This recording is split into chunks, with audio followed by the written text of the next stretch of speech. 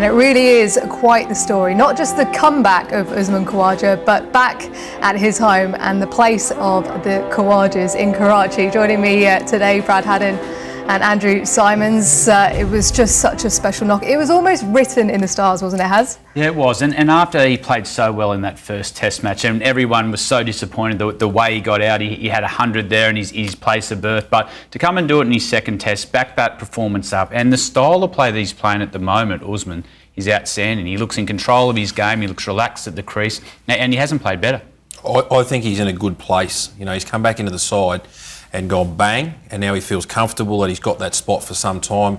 His home life, he's got two beautiful kids there going, and he's just in a good place. At the start of his career, he'd say this as well, that he didn't quite play the spinners the way he should in the subcontinent, but he went away and worked on that. Last tour of the UAE against Pakistan, he got a beautiful 100 at the top of the order, and he's just continued that form on. But it also comes when you're in that happy place. You understand your game, and he probably realised as well this was his last chance. So he didn't want to use all that excess energy up worrying about his performance. Now he just trusts his game. He's getting the rewards on the pitch. He's averaging over 100 now in just his fourth test back.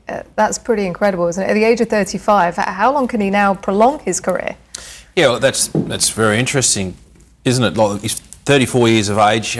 Physically, he hasn't had any bad injuries or doesn't seem to have bad shoulders or knees or anything. So he could get another really good quality 3 years out of himself, you'd think, at least, maybe more. Tough for Marcus Harris. How does he find his way back then? Yeah, I think Marcus Harris was seeing signs that he was starting to play really well. He's going to be there and thereabouts in the Australian team.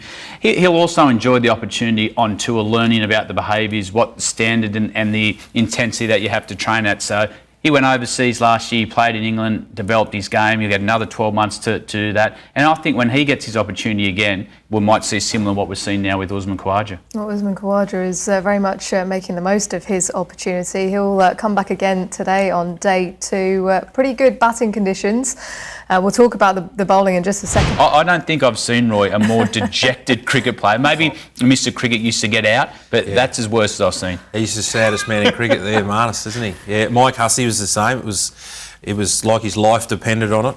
Very disappointed when he got out, but it shows you what it means to him, doesn't it? You know, he's worked so hard to get himself into the side firstly, and then now he's the best player and the best batsman in the world. It's good to see him laughing at himself, though. Fair to say that was no run.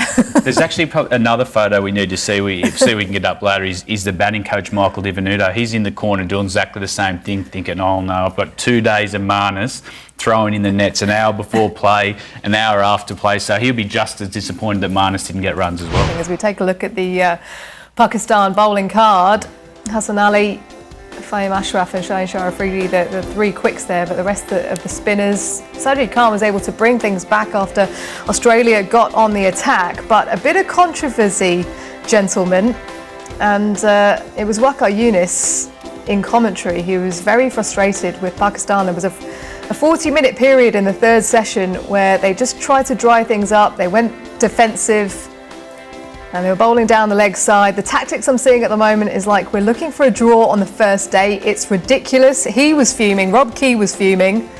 If they bowl that line that's sort of a few inches outside leg stump where the ball's pitching, you can't move because you don't want to get bowled around your legs or let one go that crashes into leg stump. So, but if the theory works, Had's made a point. I'm not going to pinch it, but if the theory works, we'll see, but I'm going to let you say your piece, Hads. Yeah, I think that the theory was to get the score rate down, and they achieved that. And it wasn't a great look. We didn't like the way the game was played there, but the one thing they did do, they got the last 30-odd overs to 2.2, the scoring rate.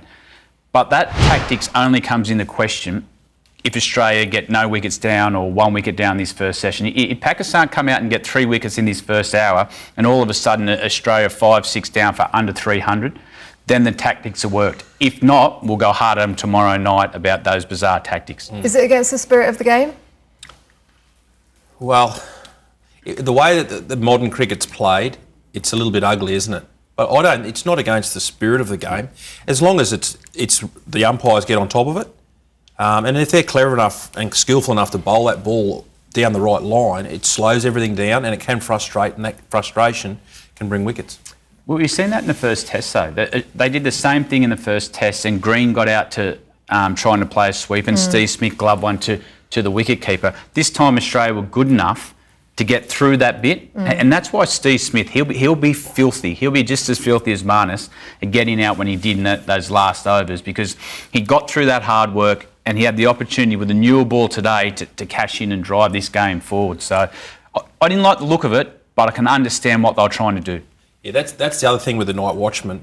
This is the best time to bat. They've taken the new ball, so it's going to come onto the bat a bit better. That's why I'm surprised. Like if you were in next, if you were head or green, I'd be going to the captain. I don't need a night watchman on this occasion.